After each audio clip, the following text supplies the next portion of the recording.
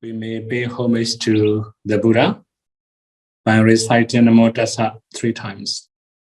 Namo Tassa Bhagavato Arahato Samma Sambuddhassa. Namo Tassa Bhagavato Arahato Samma Sambuddhassa. Namo Tassa Bhagavato Arahato Samma Sambuddhassa. So today we have to start talking about Dhutanga practice.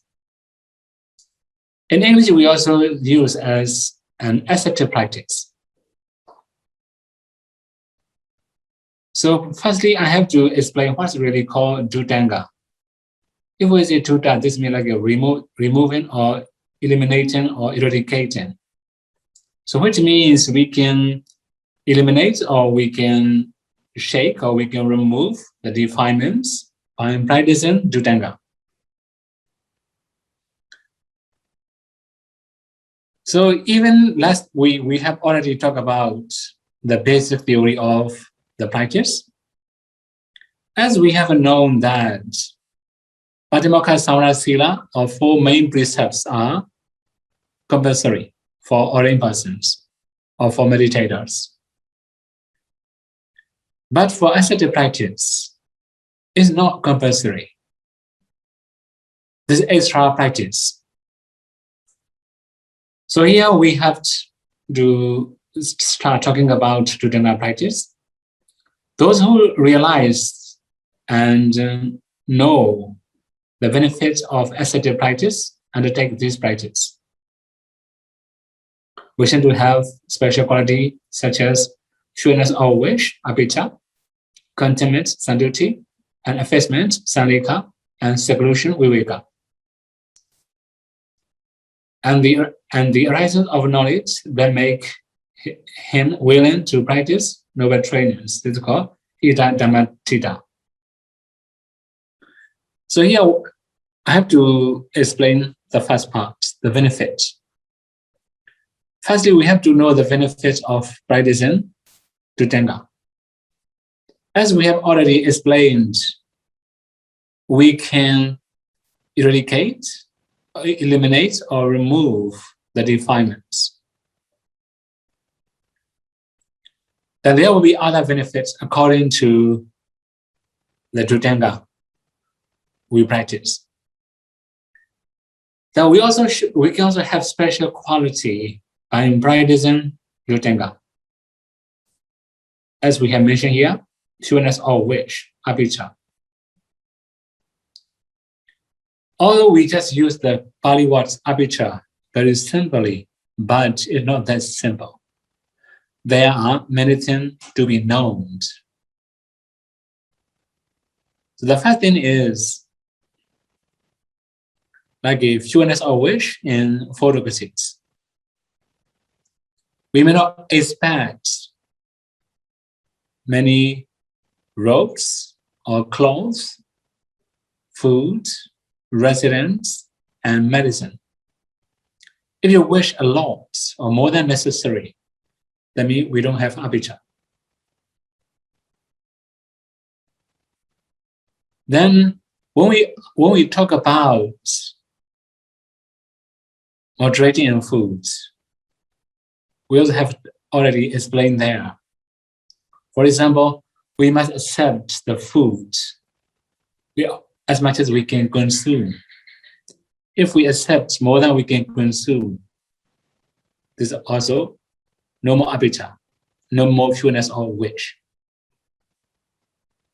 Then sometimes we cannot reject the donas or devotees. We may have more than we can consume.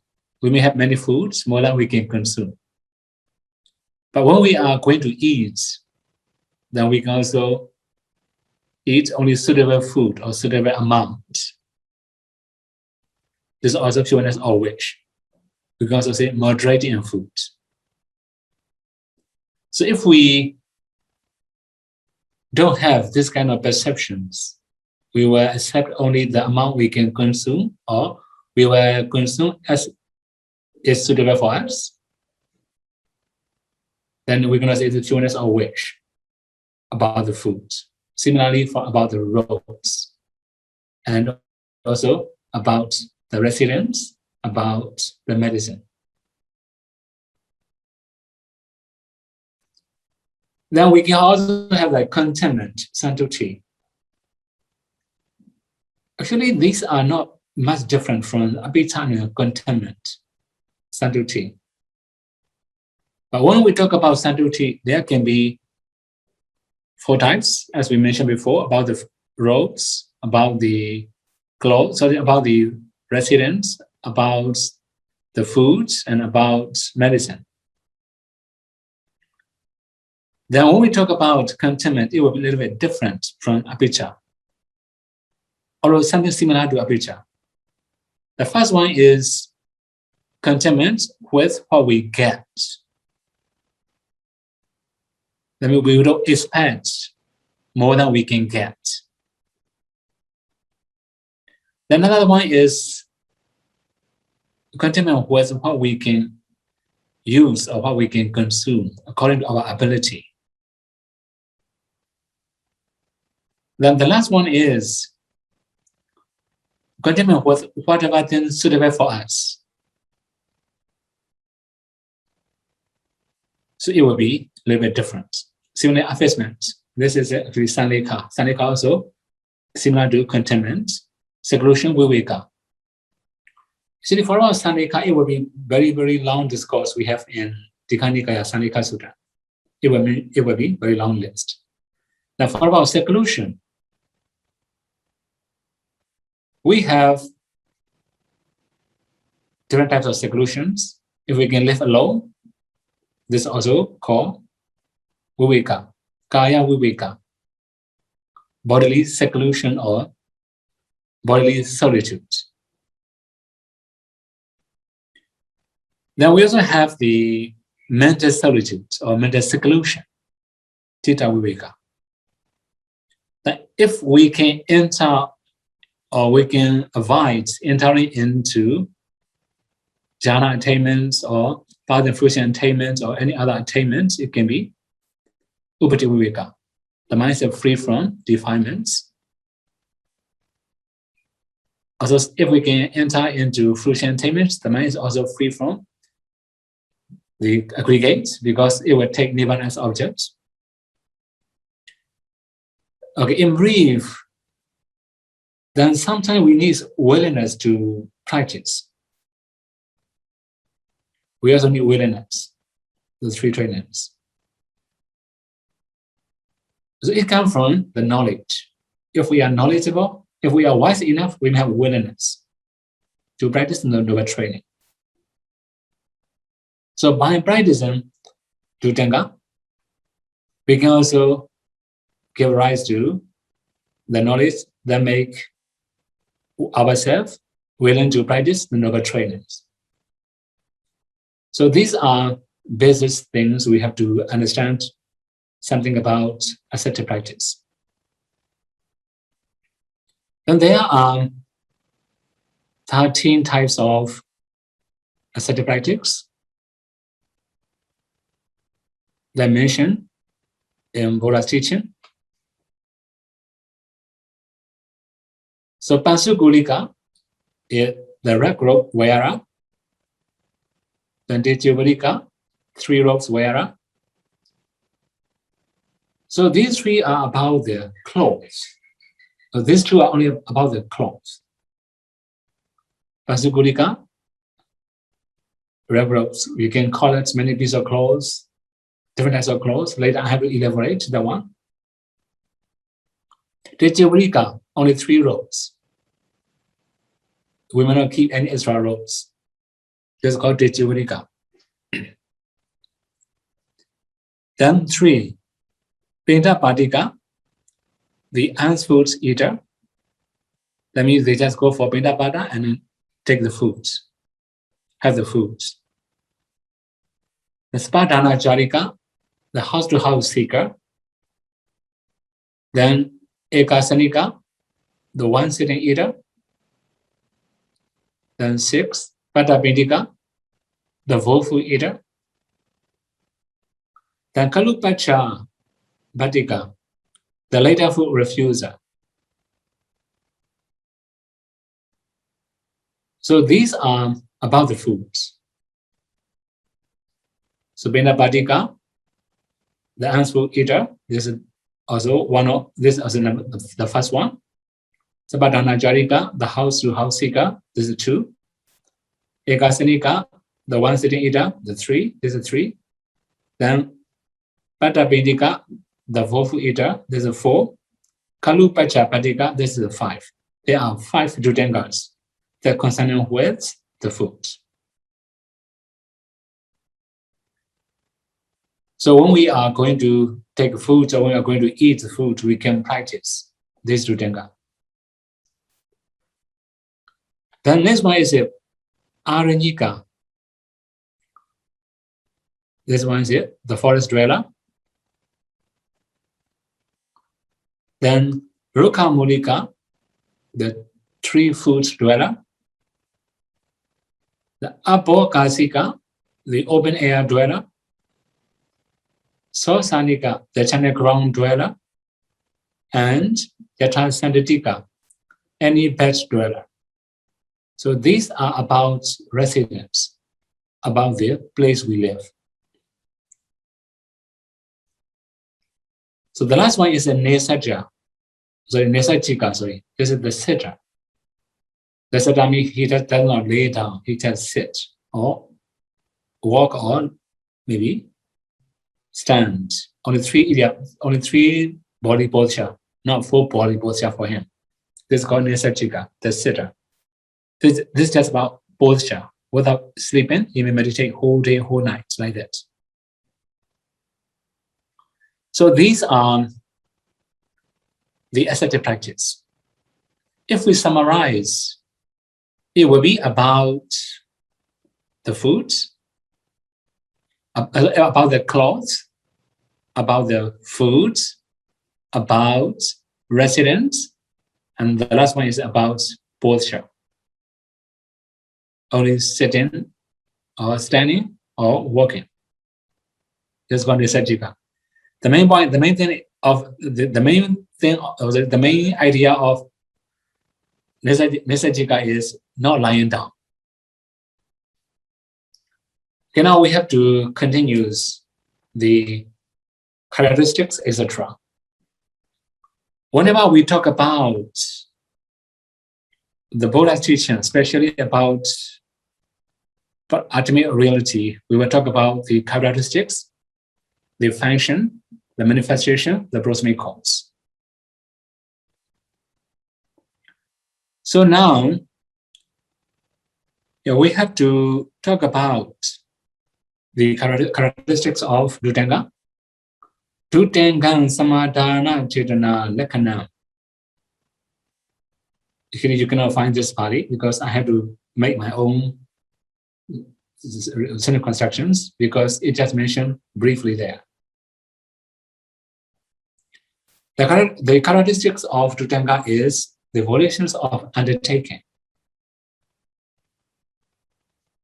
Actually, this undertaking also, the volition undertaking also associated with wisdom.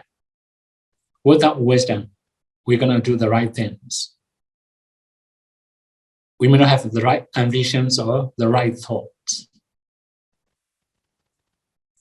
That is why, although here we talk about the volitions of undertaking as the characteristics of Visuddhimagga, we should also understand that the volitions of undertaking were associated with wisdom.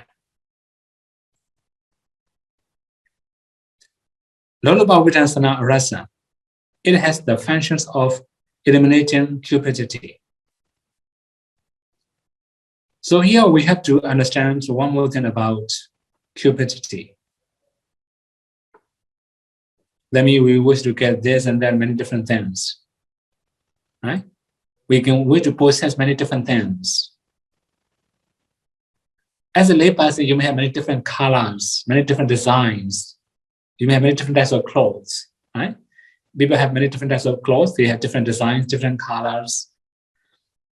Then for our ordained person, it should be very simple. This is called eliminating cupidity.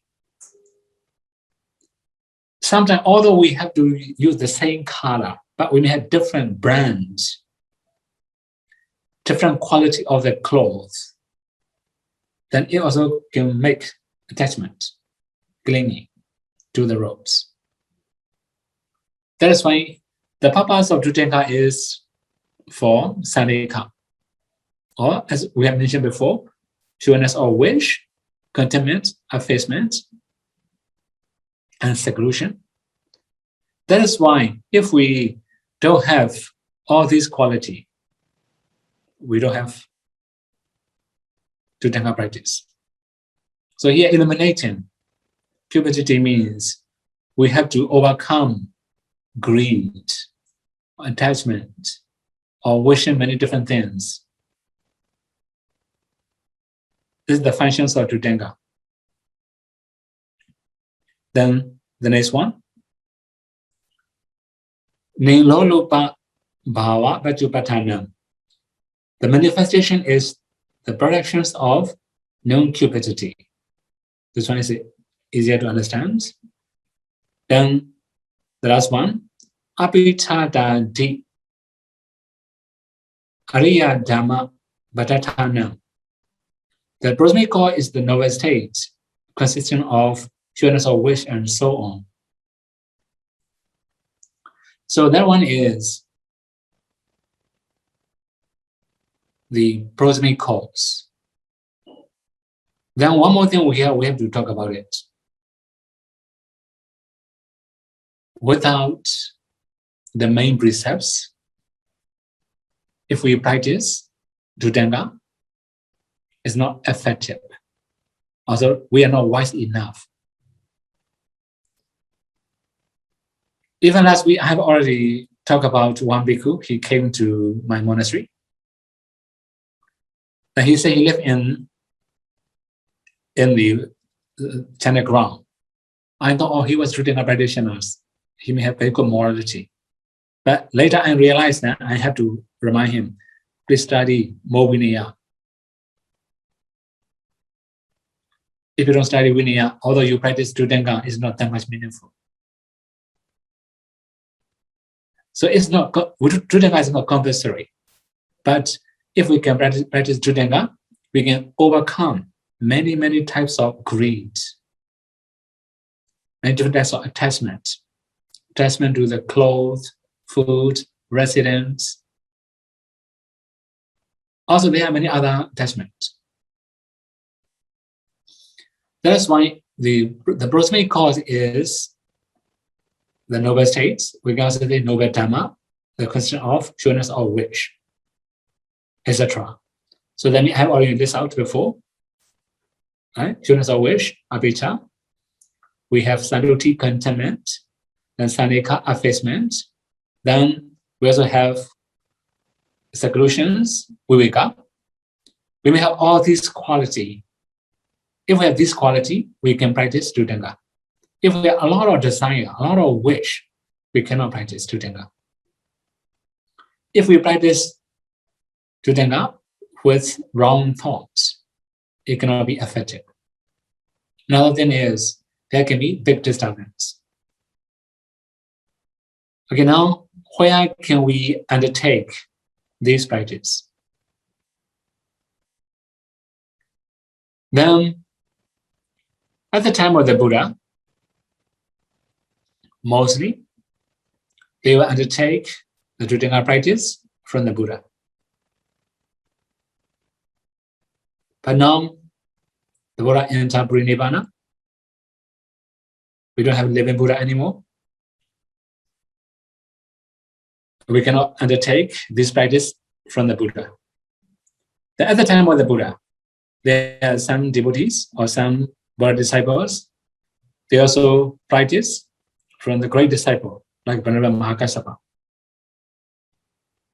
He was Visuddhimagga practitioners. Many of his disciples were also Visuddhimagga practitioners. Then now we don't have Venerable Mahakasapa. He entered Nirvana already. If there's no Buddha, no great disciple, then we can also undertake Visuddhimagga from an Arhat. If we don't have an Arhat, we can undertake Visuddhimagga practice from a non-returner. If we don't have non-returner in our community, we can also undertake Visuddhimagga practice from once returner. If there's no once returner in our community, we can also undertake from 3 enterer, Sotapanna.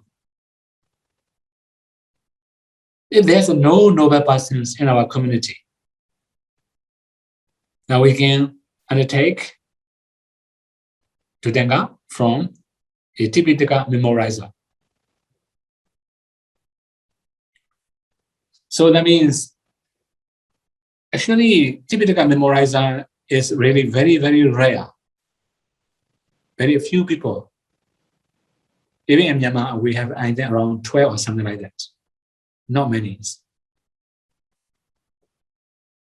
Anyway, so if we don't have noble persons, we can undertake the Visuddhimagga practice from a Tipitaka memorizer. This means he's a really knowledgeable bhikkhus, right? But if we don't have Tipitaka memorizer, we can also learn from 2 Pitaka memorizer. If there's a no more Tipitaka memorizer, we can also learn, we can also undertake the Visuddhimagga from 1 Pitaka memorizer.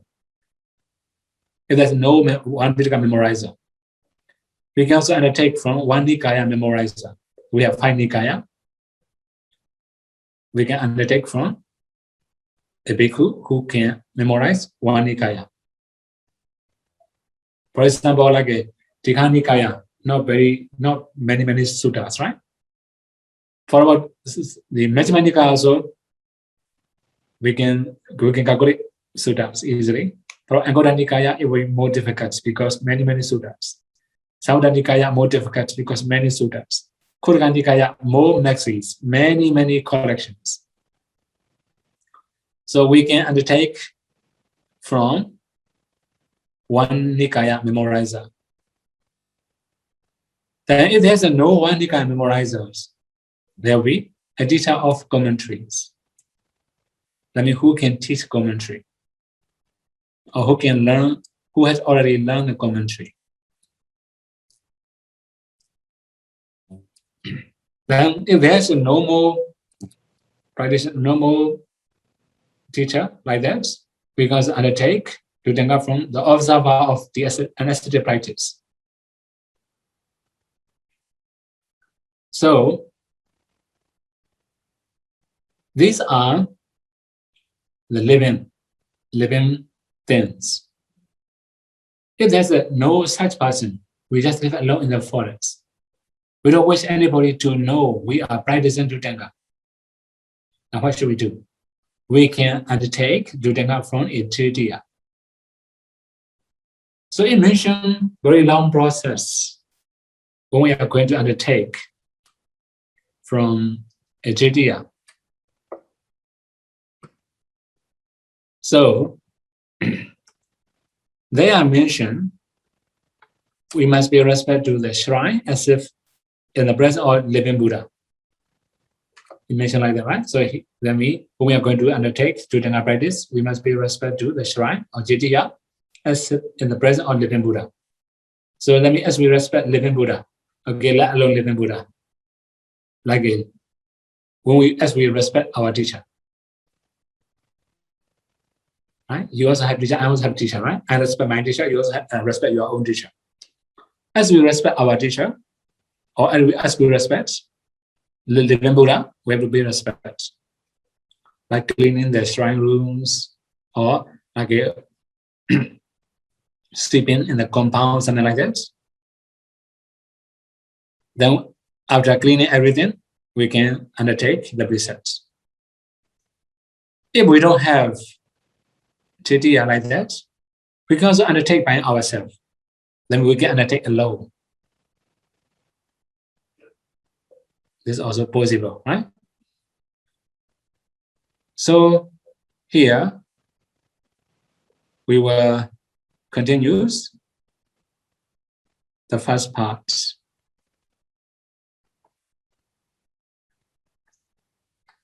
This one is the story of two brothers in Jitiya Hill. Actually, this one is about the good wish, or how we must have our perceptions when we are going to undertake the precepts.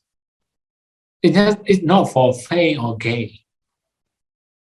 There are some practitioners expecting gain. They may undertake the precepts. They may undertake Visuddhimagga practice.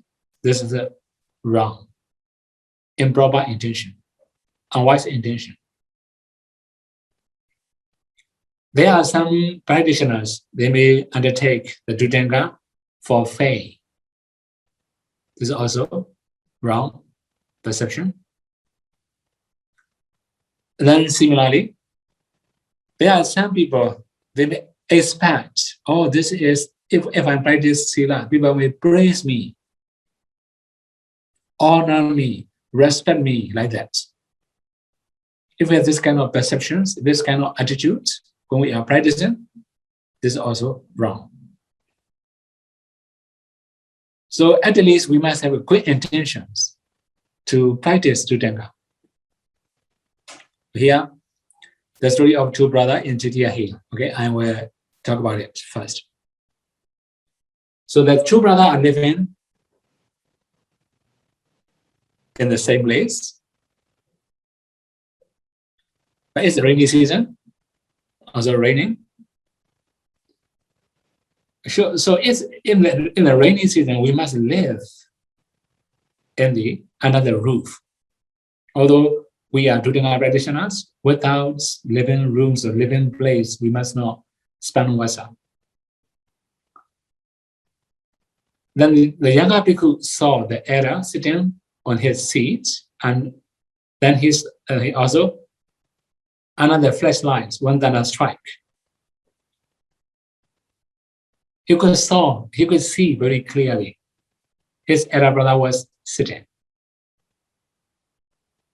Then the younger one asked him, "When do you practice Visuddhimagga?" The elder one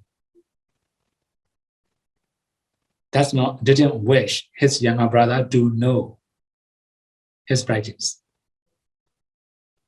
This is called pureness of wish. He just hides his own quality, his ability. It will be different from modern society, right? In modern society, we have to claim, or we have to declare, or we have to reveal our own identity. But according to Buddha's wish, about Visuddhimagga practitioners, we have to hide our identity, our ability, or our quality. So he didn't wish his younger brother to know his practice, so he just lying down.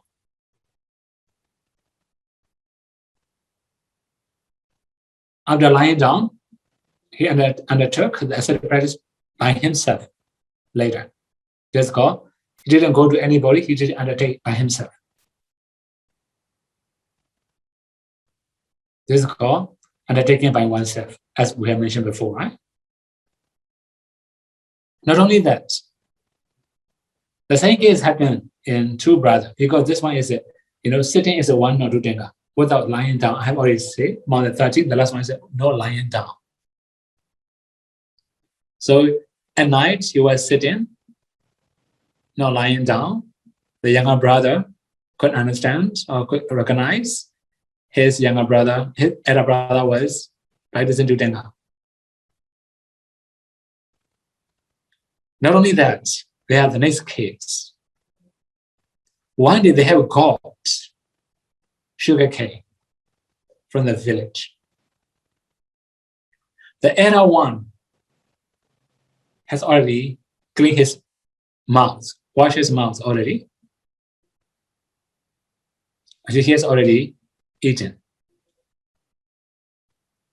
The younger one offered sugar cake. Oh, it's not enough for me, he said. Then he asked, do you practice one sitting eater to Dhamma? Then the elder one accepts sugar cake and then take it.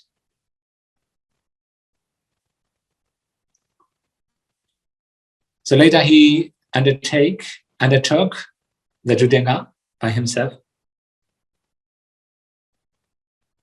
So this is actually the basics concepts or the basic practice for Visuddhimagga. When we are going to practice Visuddhimagga, we must have this kind of minds. We must not expect any gain or fame or any popularity in the community. We might not expect respect, honor, or something like that. If we expect favor, honor, or praise, or something like that, these are wrong perceptions, wrong intentions when we are practicing Visuddhimagga. So now we have to start the first one, the ascetic practice, one Pansukūlika, the red robe wearer.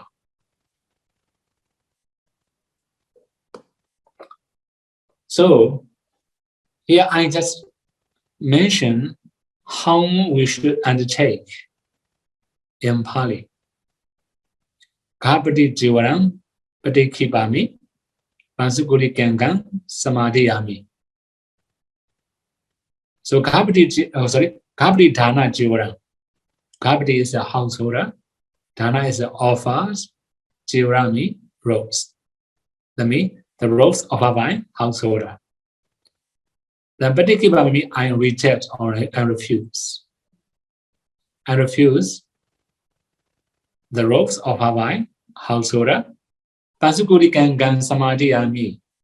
That I undertake using Pansukūlika, red robes. This is the formula in Pali. We can also use any language. We can undertake easily using our own language also.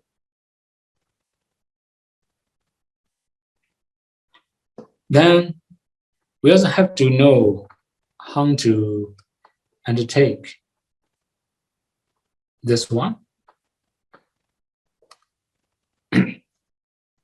So although we just use only one passage, for example, Kapati Dhana Jivaram Patikkhipami, this is also okay. Only one of them is also okay. Pansukūlika Samadhiyami also okay. We can use one or the two. Or we can also use two formula. This is also okay. So when we are going to undertake these precepts, we also mention, as we refused the robes of our vine offered to him, his hands by householder, he can be red robe wearer. This is the first one I have to explain. So that means as long as he didn't accept the robes with his hands of our vine householder, he can still be a red robe wearer. So that means he can accept the robes thrown near his dwelling by householder or anybody. That means it can be a bhikkhu, it also can be a householder, it also can be divine beings or any living beings. They will throw a robes nearby his dwellings. But he can also take the robe as Visuddhimagga, red robes. Then here we have the list of the robes he can get. I mentioned the practitioner can get one of the following kinds. One from China ground. So ancient time, even modern society, we have many people like that. For example, like when they throw away the dead body, they will use clothes to cover the dead body, or blanket or anything. They will cover the dead body. They will throw away. He can get the robes. If the dead body is a bhikkhu, we can also get the robes from the bhikkhu. This is called Passcode. Then next one is one from a shop.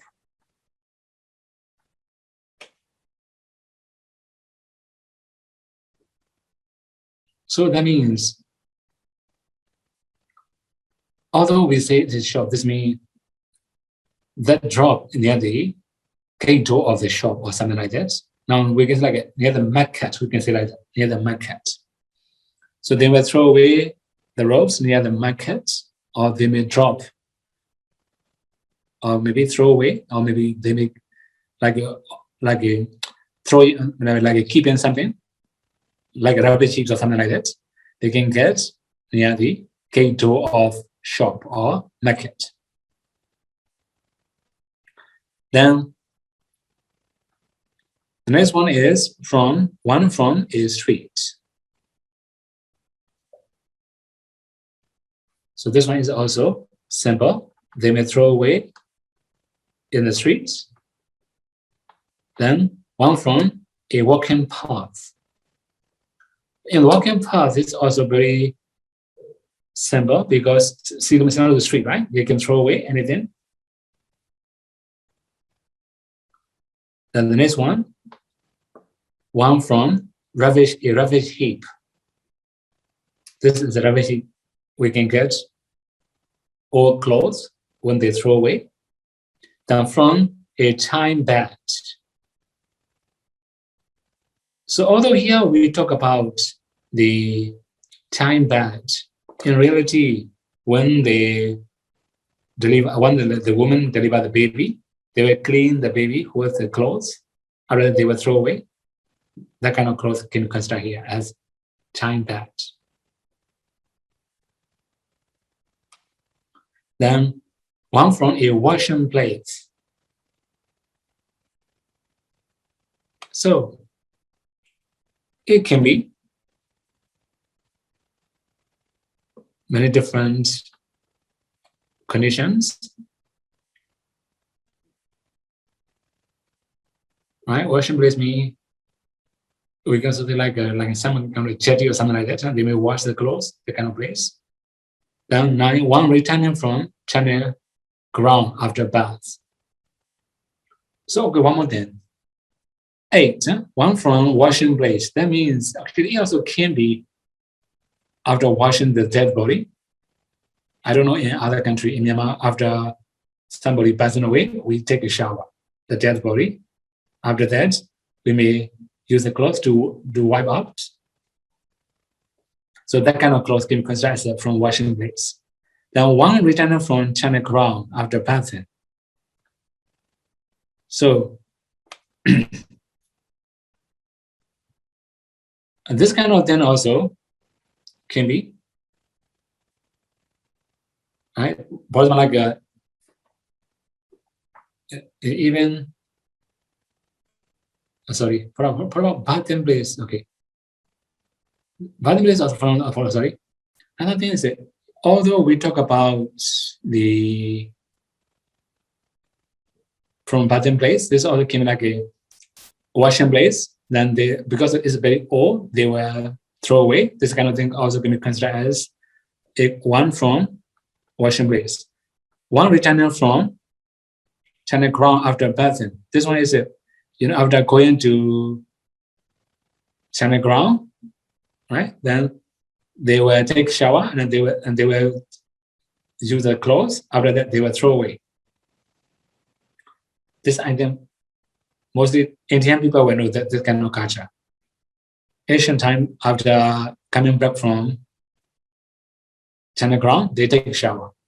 Even we have one story about Visuddhimagga. One day Visuddhimagga came to the Buddha with his hair wet because coming from China ground, she take a shower and she took a shower and hair is still wet. She came to the Buddha like that. We have this kind of story. Anyway, this is ancient culture. After coming back from China ground, they will take shower. And they will use some clothes when they take shower, and they will throw away the clothes. They consider that was auspicious.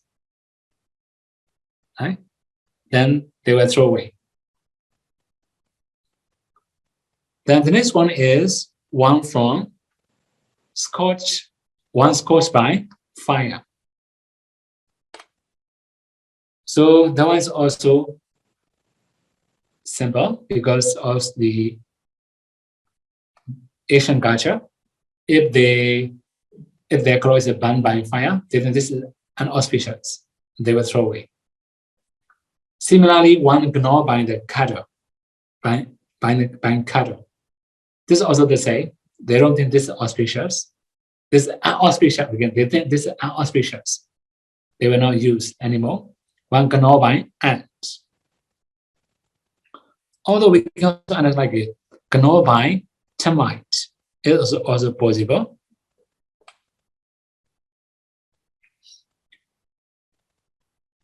Then, similarly, one ignored by rats.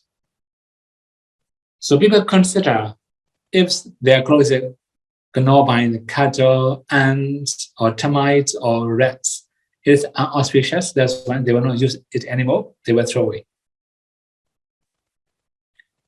Even we have one Jataka story about it. Even I think when the Buddha was going to use some Pansakula clothes, they also say, no, some Buddha disciple is going to use this kind of clothes. They say, this auspicious, don't use, I will offer you good clothes, something like that. We have this kind of story. So again now, we have now 14, one cut at the edge. So this one is actually in the corner or somewhere, then it will be cut off, cut by something, cut by a knife or anything. They think this is inauspicious, they will not use anymore. Then one cut at the border. So there will be some threads in the border, and some of the threads are cut off, and they will not use. They also consider the one is inauspicious. Then this one is one carry as a flag. This one is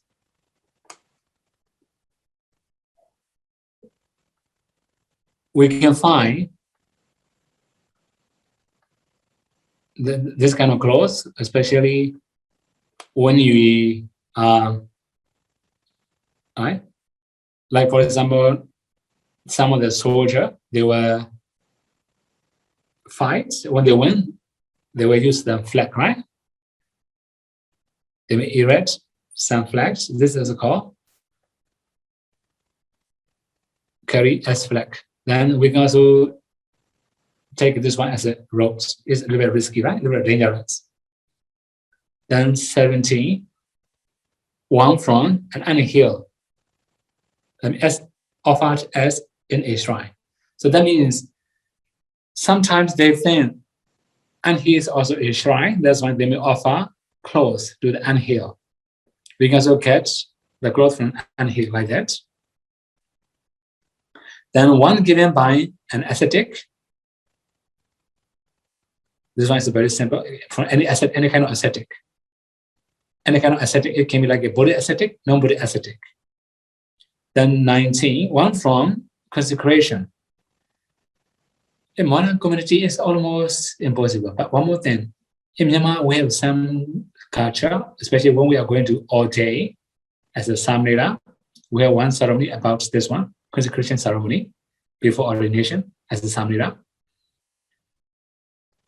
There, we don't use any special clothes, but maybe ancient time, they may have some special clothes for this kind of practice. Okay, now, next one is 20. One produced by supernormal power, like for bhikkhus. So for bhikkhus, they have special power, special karma. That's why when I say Hibiku, then they can catch the clothes and bowls. Instead of 3 robes and bowls, by the power of their past karma. They don't need to look for it. They don't need to purchase or buy. So this is also called the Dittivara Tutenga, right? One from a highway. This one is also easy. They were thrown away in the highway. One born by the wind. This one also easy because it's carried by the wind, right? Then next one is one offered by deities, one from the sea. Altogether, we have 24 types of clothes he could get as a Pansakula. Then the practitioner should take as he needs, although get good qualities. Sometimes we can get many good qualities. Okay? Then we have to take only what we need. If we take a lot, whatever then we get, that is not abhijja, not fewness or wish. That is why we must cut only as much as we need. If we take it more than we need, this is not for Tutenga. This is greed, right? Then here we have some explanation about flags erected by sailors as a flag should be taken as a red rose when they cannot see it. And sometimes some area the sailor will erect the flags. Then when they leave, nobody can see. Very far from them, then we can take it. The flag erected in vendor fee should be taken as the red rose when shoulders from both sides have left. This is very risky. In modern community, is really very risky, because mostly if somebody use their flag, or somebody like a step on their flag, right? This is like a challenge in their country, something like that. That's why it's a little bit risky. That's why the flag erected in vendor fee should be taken as a red rose. And when both soldiers from both sides have left. So as long as they are there, we cannot take it. And one from highway and one bond by the wind should be taken 2 or 3 days after seeing them, in case the owner may have them forgotten. The owner may leave them forgotten. So that means if we see something beside the road, we have to consider, right? We have to wait until the real owner comes. Sometimes some practitioners are a little bit in a hurry. As soon as they saw, they will take it. This is a little bit risky. Because if that's the owner, so the owner can misunderstand as a thief.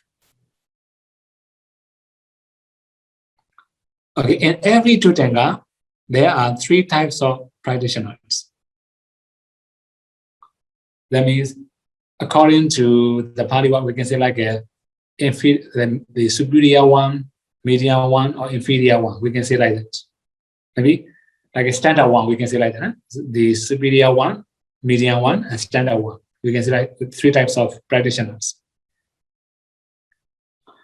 So here we have the legs. The step 1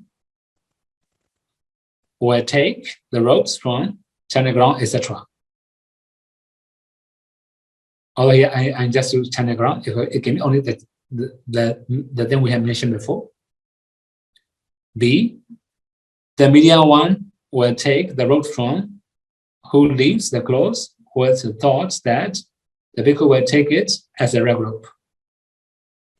So that means if we know one bhikkhu is practicing Dittivara Tutenga, his rope is also very poor now already. We do offer the rope, that's why we just keep nearby his kuti. or maybe in the staircase of his kuti. When he come up, he could see and he can take it, right? So the medium one will take this kind of robes. Then C. The mind one will take the robes from one who gives the clothes by placing nearby. Okay, so the previous one is it. Right? Or previous one is it absent of him, right? He's not there. And the last one is nearby. So that means does not keep into his hands. Just somebody will keep nearby him. This is the last one. So the breach of this practice, we have deal with the last part of this practice. The breach of this practice is when accepting the robes offered by donors, especially householders or any bhikkhus offer into his hands.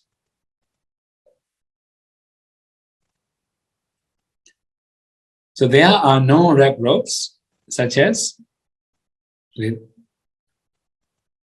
robes offered to Sangha, the robes offered wine going for alms rounds, the robes offered according to seniority, and the robes offered to reign residents in a certain monastery. So these are known red robes. If we accept this one, this is a no red robes. So one with the reign resident bhikkhus mean we hear mostly in Paudoya or any monastery we have Vasa robes, right? In the very beginning of Vasa, they offer the robes as a Sangika properties. We have to share all these robes. So all these kind of donations cannot be considered as red robes. As soon as we wear or we accept this kind of robes, this is breaking precepts, breaking Dhutanga. Then, okay, we have, if a bhikkhu who does not accept the robes according to the seniority offered it, then he can use his red robes.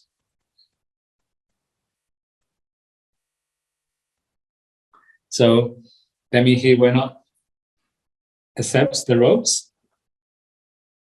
That means, oh, sorry, he did not accept the robe offering. Sorry, he just offer this robe, right? Not for himself.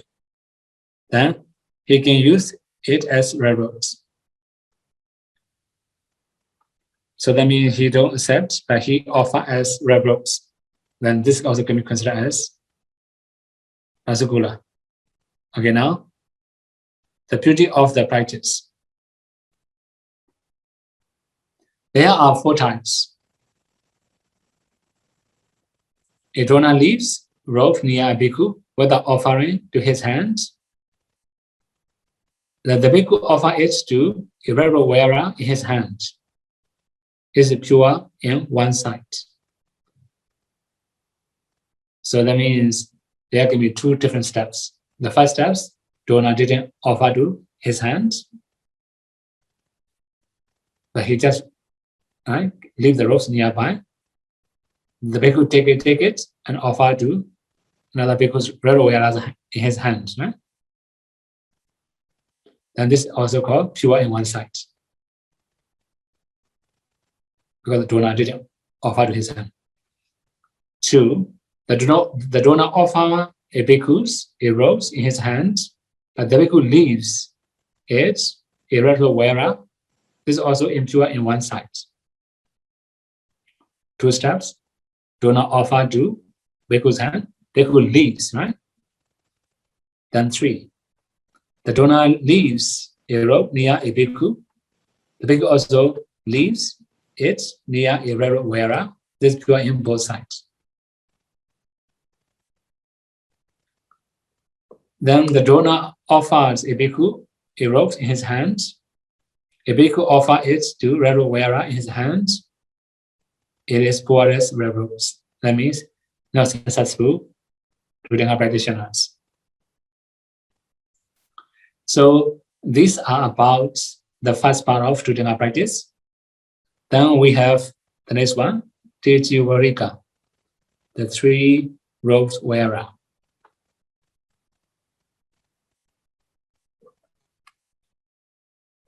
So here we have to remember, if we don't have Visuddhimagga Adhitthana, we cannot practice. We must have Visuddhimagga Adhitthana. So here we have to know 2 different things. Visuddhimagga Visuddhimagga and Vinaya Visuddhimagga, 2 different things. Actually, this part is going to talk about Visuddhimagga Visuddhimagga. When we are going to practice 3 rows wearer, how we should do, right? Very basic practice is we must have 3 rows Adhitthana. Without 3 rows Adhitthana, we cannot do it. Then here we have the formula to undertake this Visuddhimagga. Chatutta Jivaram Patikipami Tejyuri Gangan Samadhiyami. Then here we have Chatutta Jivaram. Chatutta means 4th. Jivaram means clothes or robes, the 4th robes. Patikipami means reject or refuse, which means I will not accept the 4th robes. Tejyuri Gangan, that means only 3 separate robes. Samadhiyami, that I will undertake.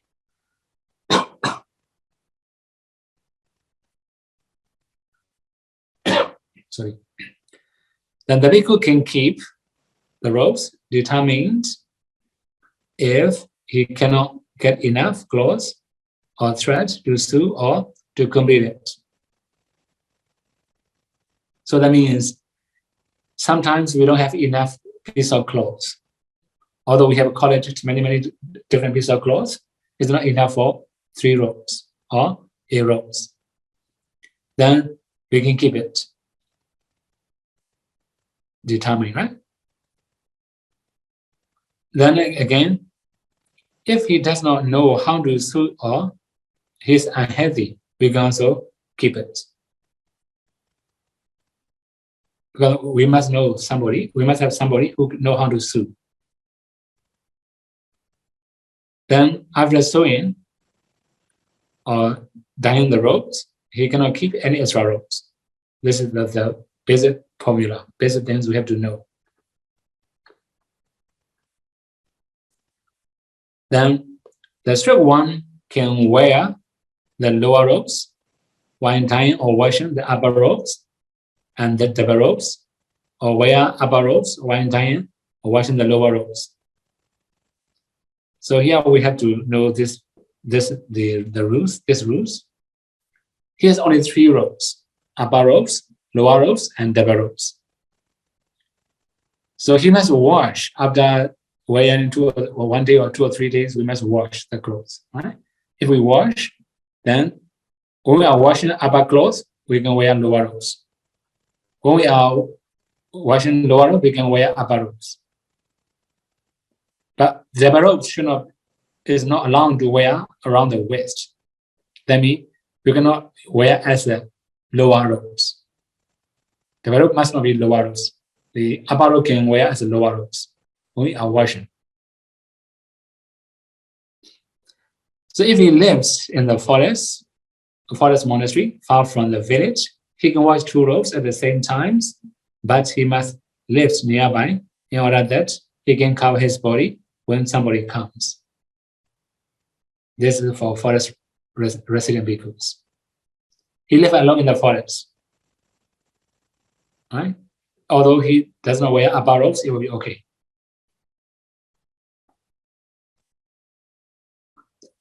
Then here the medium one can wear the robes from the dining rooms. So ancient time, I think in the dining room they may have some clothes to wear when we are dyeing the clothes. That's when the medium one can wear it. And the mild one can wear the robes from his close friends, or monastery properties, or other people's property, such as bed sheets and so on. is just along one dying roads. So this is the first thing we have to know. Then recently I have read some books about PCRO, especially about this Visuddhimagga practice. According to, as right on here, according to PCRO, it's not allowed to wear the robes of other bhikkhus often or occasionally. Actually, he also pointed out some grammatical error, right? And he also made some corrections in the Visuddhimagga. So according to his corrections, it means it's not allowed to wear the robes of other bhikkhus frequently or occasionally. Then one more thing. Next one is it's allowed to use bed sheets. Here, site does not mention. The site of bed sheets that does not mention. Also, the shoulder cloths, 1 span wide and 3 cubits long. Bandakti measurements, 1.5 span wide and 4 cubits and 1 span long. This is it. Okay. The formula we have to understand. Inner clothes mean here now we also use inner clothes, right? Inner clothes must be the biggest should be 1.5 span wide and 4 cubits and 1 span long. This is the measurement. Then again, the last part, the breadth of this practice is when accepting the 4th rows. That's big enough to determine and to wear. So here mentioned to determine and to wear. Actually, if we have 1 feet and 1 feet length and 1 feet width and 2 feet, we can like it, and maybe more than 2 feet, maybe around 2 feet, maybe 2 feet length, then this size is big enough to determine. So it mentioned 1 span and a half and 1 cubit and a half, according to our measurements. This is big enough to determine.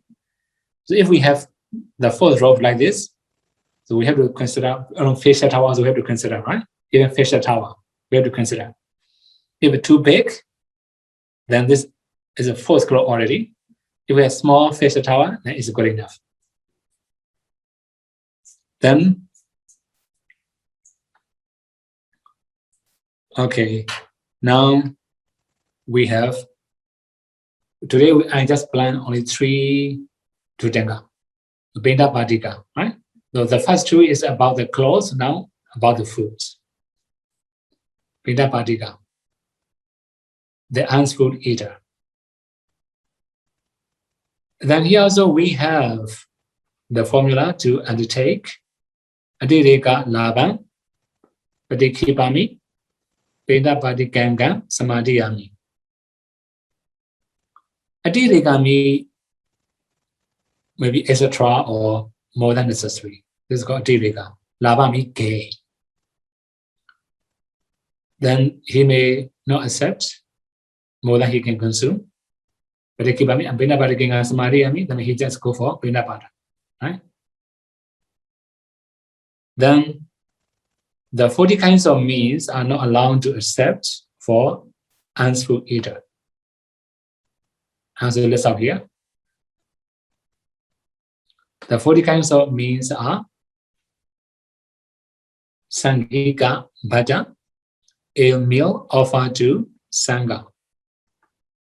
This one is very simple because if Sangha is offered to Sangha, not offered as the Bina Bhaja, right? And this is called Sangika Bhaja. The Odisa Bhaja may offer to specifying bhikkhus because like a selective bhikkhu, right? So sometimes they may have some some good relationship with some bhikkhu, then they may invite only the bhikkhu with good relationship. Sometimes they may also choose because of their virtue or something like that. This is called selective bhikkhus. If we accept this kind of foods, we cannot undertake this Dhutanga. Nimadana Bhada, an invitation, a meat offer for 1 day, 2 days, and so on by inviting bhikkhus. So you may have known from the Theravada, the biography of the Era, especially Arahat. In their past lives, they may offer foods, bhikkhus, and sangha for 7 days, something like that. They call Nimadana Bhikkhu, Nimadana Bhada. So if we accept this kind of foods, we cannot practice this Dhutanga. Then Salaka Bhada, a meal offered by lucky draw. This is also very common. And now if we accept this kind of foods, we cannot practice Dhutanga. Now Bhakika Bhada, a meal offered in every half moon day. That means twice a month. So we have full moon day and dark moon day. We also say new moon day.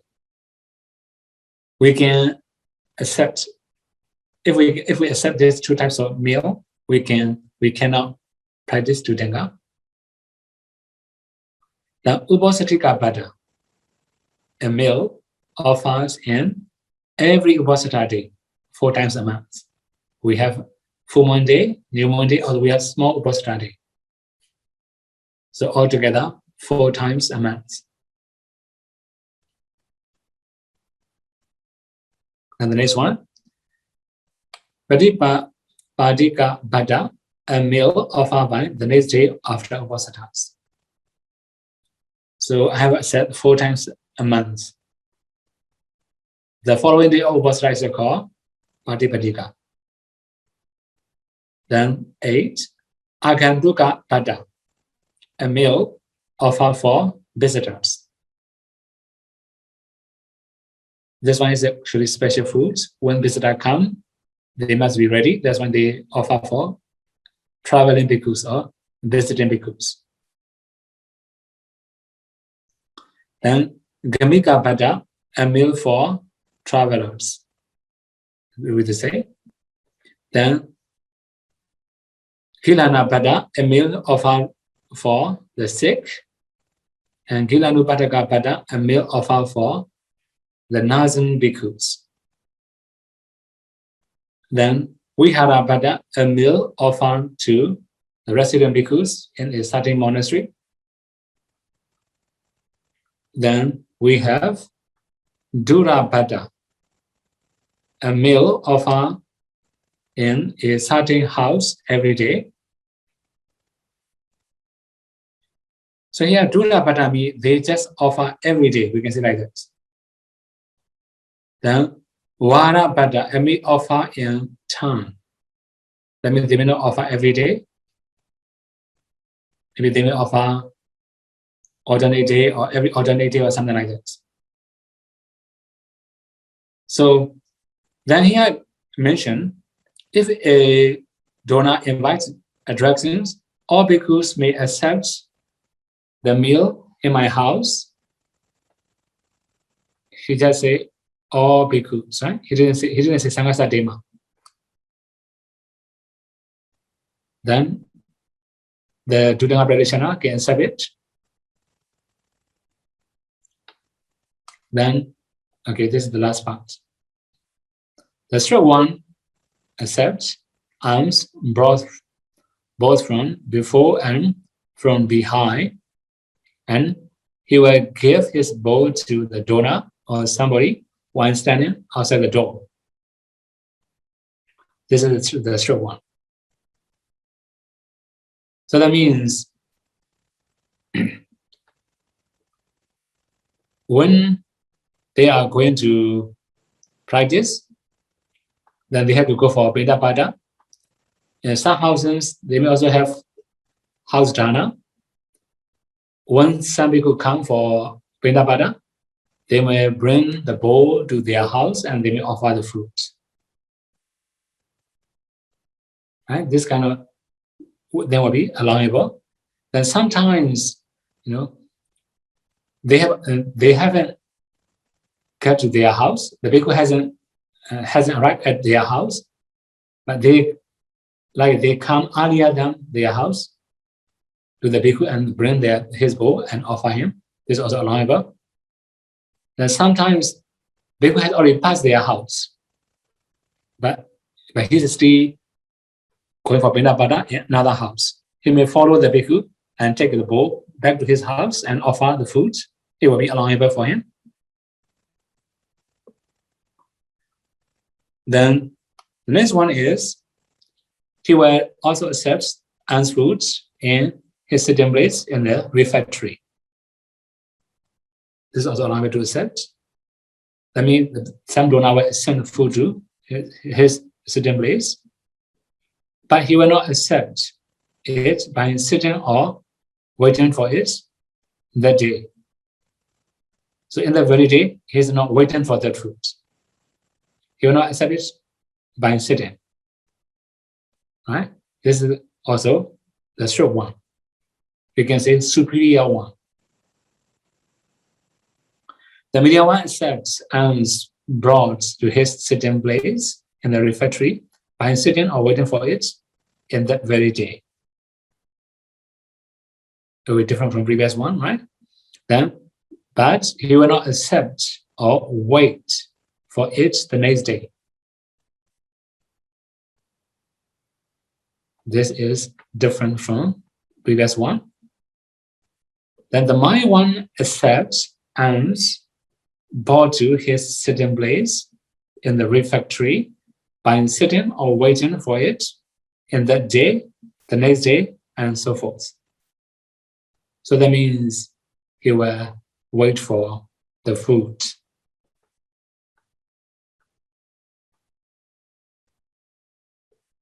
Then, actually, this is the first part of Visuddhimagga practice. Also, this is the first part of the foods, right? We have already talked about clothes. We have already talked about the foods. The first part of the foods. We have 5 Visuddhimagga practice for food, right? We have to continue all the things. Then, actually, these are Visuddhimagga practice. They are also extra practice for the bhikkhus. For about the lay devotees, right? Like a Titiora is all impossible. But for about red rocks where is possible. For about Samhita also, Samhita doesn't have Titiora, right? Mostly when we offer as a Samhita, we don't have Titiora Adhitthana. Although we have Titiora, right? We don't have Titiora Adhitthana. Although we don't, Adhitthana is also okay for Samhitas. But for bhikkhu without Adhitthana is not allowable. Then, for about the foods, Pindapada, it can be bought for both Samhitas or bhikkhus, or it can be for bhikkhuni. But what about bhikkhuni Titiora? According to Vinaya, bhikkhuni has to use 5 robes. Another one is like a inner clothes. Another one is for about bathing clothes. Although they have 5 clothes, but they can also say this is Titiora. Right? Bathing clothes is not for every day. Sorry, bathing clothes is not for the all the water along the 5 clothes, right? This is not for the permanent. It's changeable. So that's why we have bhikkhuni also can say 3 robes wearer. They also have to determine 3 robes. Anyway, so this is the first part of Visuddhimagga. I have to continue the next parts. Then it will be very, very maxi to practice for lay persons. Some people also may think this is extreme, too extreme. Yes, this is also extreme, sure. But when we wish to have more contentment, then we can also practice this one. Without practicing all these Dhamma also, we can practice just normal sila. We can also practice vipassana. We can also attain headship. This is our choice. Sometimes we need to upgrade our value.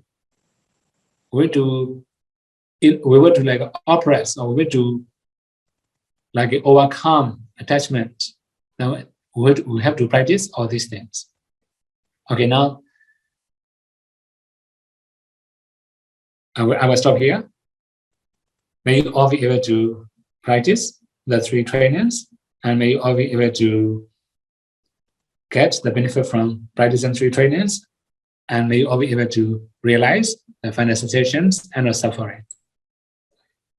So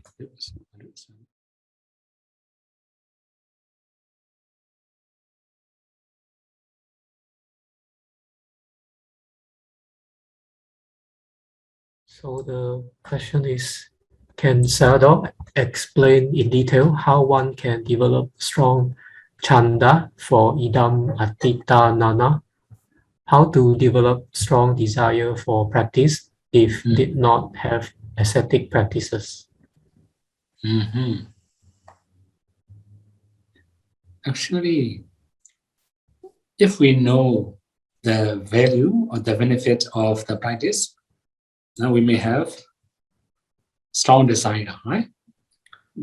As long as we don't know the value, that we don't have strong desire. For example, now everybody knows the value of money. People have very strong desire to earn money. This is very clear. So first we have to learn to know the value. We have to try to know the value first. After that, we can develop. Okay? This one.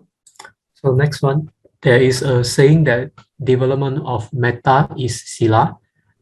Why? Any sutta to support this? If didn't reflect on food, some teachers say develop metta also fulfill requisite morality. Actually, we have this kind of explanation in Anguttara Nikaya. If we just read metta, then we also actually it mentioned to you only one finger snaps, one finger snaps. Very short moment. If we can read metta, then we can also like pay back the devotees' gratitude, something like that, right? So this means we are like what does that means? It's not in our Parivaga, not in chat. We have this kind of explanations. Okay, you can find this kind of statement in Anguttara Nikaya commentary. Okay. Mandami Sayadaw, how to practice eating 1 time per day if the monk can accept a lemon from devotees in the morning and keep it to make lemon juice by himself as a medicine to overcome bad flu as COVID-19? Actually, if we call in Pali, we just call Pana Sambara. If we lemon is like a Pana Sambara, and we haven't make it juice yet. So if we accept Pana Sambara in the morning, we cannot make juice in the afternoon. This is not allowable. So that means if we just keep all the Pana Sambara in the Samrida's hands, if Samrida make a juice, it will be better. Okay. Next question is, in Pao Monastery, when a bhikkhu passes away, many bhikkhus will surround the bhikkhu corpse at the charnel ground, and then they will remove the robe of the bhikkhu. Could Sayadaw explain what is this procedure and who will use the robe of the bhikkhu? Is it used by the Dhutanga practicing bhikkhu? Okay, so in this case, when they take off the clothes and when they throw away, then the bhikkhu can get the robes from the dead body. If somebody with linga, he can take it. We don't have any special rules for it. Especially when we surround the dead body, this actually practicing Maranosati and practicing Asava Bhavana. Actually, later we have to explain Asava meditation. There you will understand why we have to stand around the coffin, right? You will understand. You should visualize the dead body when we are going to practice Asava Bhavana. Okay, this one. Vanami Sayadaw,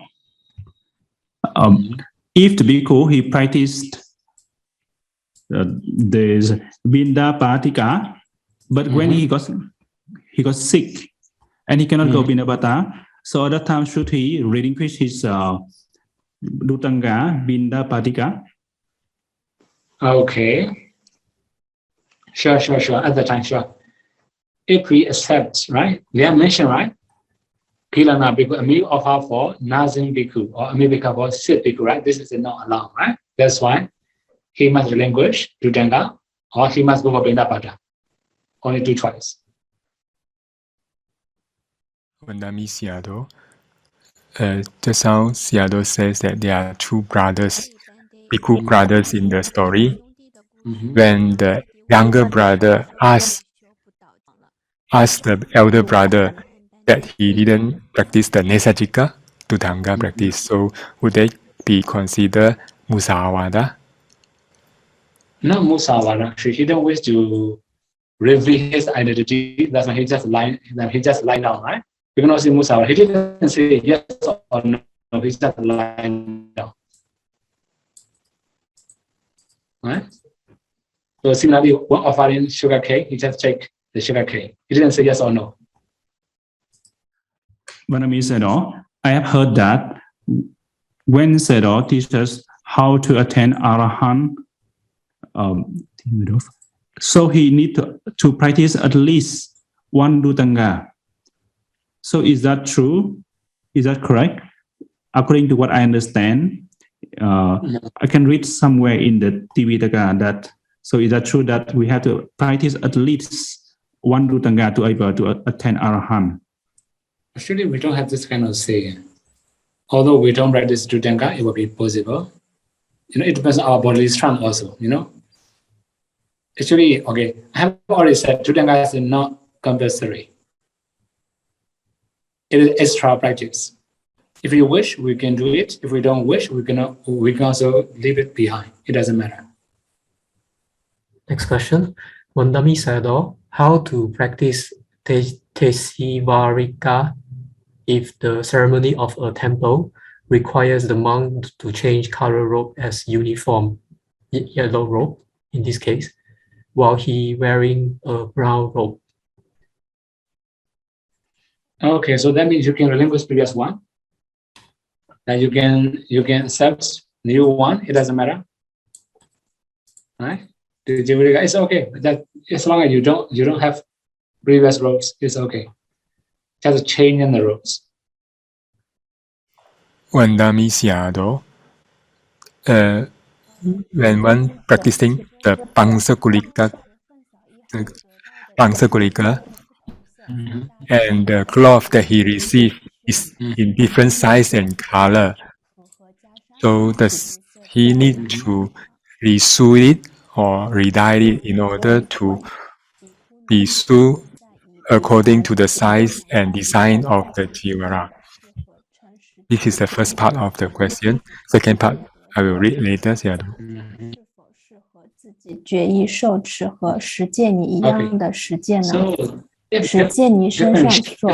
different quality, we can say like that.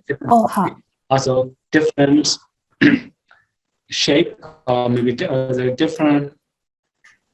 With a different quality or different color, we can say like that. So in this case, then if we don't, probably dye is okay. We have to dye. So whatever color we have to sew and we have to dye. This is the normal. What about the color and other things? We can choose, because ancient time there were many temples. Right? They will throw away. They can get the clothes easily. This will be easier. Even in modern society, we can get many different types of clothes. We can get easily, right? So in this case, we can choose the properties, the materials, and the color. It doesn't matter. Okay, this one. Let me see a second part of the question. Bhikkhuni already, there's no Bhikkhuni lineage now. For a layperson, can he address the Stiale as the 10 precepts observer? For a layperson, can she make resolution adhitthana to take the 10 precepts as a Stiale? And for 10 for CLAs, the 10 preceptors CLA, their robes, can it be considered or can it be called by as jivara by the layperson, or only the? Yeah, not so clear about the question, but roughly it's about the CLA who have observed the 10 precepts, the preceptor. Their robes can be considered jivara. Okay, so here one more thing, right? When we're gonna say like, part of jivara, you don't need to determine that we're gonna say jivara, right? Okay, for example, here I haven't talked about the different types of practitioners. For example, like for even some areas, even some areas cannot practice Tijivika because they don't have Tijivika determinations. That's one. If some area cannot do, sure, Sally also cannot do that one. Then for about like other Tudenga, we have the Kanna Jataka, maybe that one. I don't remember the Jataka story clearly. Let me forgot 10. There we one Dasaka we have one Jataka story. Bodhisattva was a Kanna, one of the ascetic. He also practiced, Aranyaka, Roka, forest refueling, or the like tree foods, also open space and sitting. He also practiced this kind of Tutanga. So since even ascetic can practice other Tutanga, he also possible to practice other Tutanga, right? For about 3 set of robes. Siali cannot. Okay? Here's one. Wandami siado Pangsagulika, Pangsagula Jivara. Must it be made by different size of broken cloth? Actually, it must be big enough, Not we're gonna say different size. Okay, it will be different size because of even our robes, we have different size, right? Different cuts. We have 5 cuts, 7 cuts. 5 cuts, 7 cuts, 9 cuts, 11 cuts, something like that, right? We have different types of clothes. So it can be show different size, but at least it must be 5 cuts, 5 pieces at least, right? So it must be big enough to sew a robe. Then we can take that one as a Pansagulika. Okay. Next question. For Bhikkhu to undertake Dhutanga practice, must he take it only from a fellow Bhikkhu who is his senior? Can he undertake from a noble junior Bhikkhu? How about from a noble layperson? Actually, I have already listed out where we can undertake the Dhutanga, right? If from Buddha, also like a great disciple like Venerable Mahassapa, Arahat, or a noble person, we can noble persons. Senior or junior, it doesn't matter. This is okay. If there's a nobody, he himself also can undertake. He alone also can undertake. Even he can undertake from a Jetiya, right? So it had already mentioned. So that's why it can be from anybody. Okay. Then next question. May Sada explain the meaning of Pali word samadhana, Pali word of undertaking, first lakkhana of Dhutanga. Lakkhana or Dhutanga. Okay, here, samadhana we undertake or we just keep research. This is called samadhana. So here, okay, one more thing about volition. In Pali, we just call Chetana. Right? In Pali, we call Chetana. And they also already mentioned about even in the Pali one, and you can also find that one, right? Dhutanga, samadhana, Chetana, lakkhana. Chetana means volition. So we can also say another thing. Chetana means like a reinforcement or forces of by default to do good or bad things. This is called Chetana. So okay, that means undertaking means we have like a force to undertake. That is called samadhana chirana. So if we have this kind of samadhana chirana, then we can also say this is the lakkhana, the characteristics of Vijudhimagga. Briefly, even in 5 precepts, Panati Pada Viramani Kavana Samadhi Ami undertake. Then I'm going to observe it, right?